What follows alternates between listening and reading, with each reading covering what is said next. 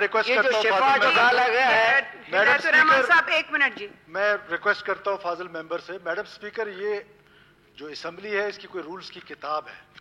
मैं आपसे भी रिक्वेस्ट करता हूँ और आपके सेक्रेटरी साहब से भी रिक्वेस्ट करता हूँ कि क्वेश्चन आंसर्स का जब सेशन होता है तो द मेंबर जिसने क्वेश्चन फ्लोट किया होता है वो 2 सप्लीमेंट्री पूछ सकता है और तीसरा हम में से कोई पूछ सकता है।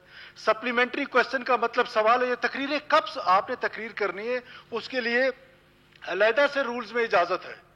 आप आके एक मोशन देते हैं, वो एडजर्न मोशन देते हैं और एडजर्न मोशन पे तकरीर करें, तवज्जो दिलाओ, नोटिस पे तकरीर, सवाल जवाब में तकरीरें शुरू हैं।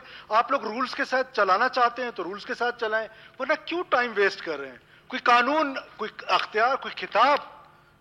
वो मैडम ये असेंबली है, ये हमारी सबसे मुकद्दस इदारा है। अगर इसको हम रूल्स के तहत नहीं चलाएंगे तो बाहर जाके क्या करेंगे?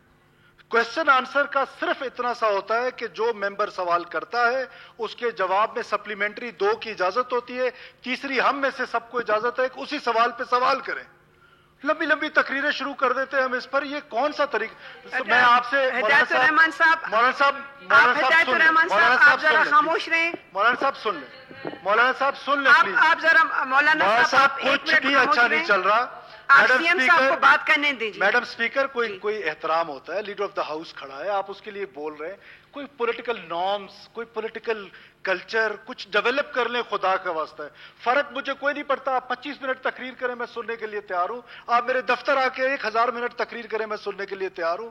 मैं अपोजिशन की हर बात को दिलो जान से सुनता हूं, आइंदा भी सुनूंगा। बट खुदा का वास्ता है, इस असेंबली को कोई रूल्स पे चला ले madam. This is your responsibility. You are the custodian of this august house. आप इसको अगर रूल्स के मुताबिक नहीं चलाएंगी तो कौन चलाएगा? या ऑनरेबल स्पीकर नहीं चलाएंगे तो कौन चलाएगा?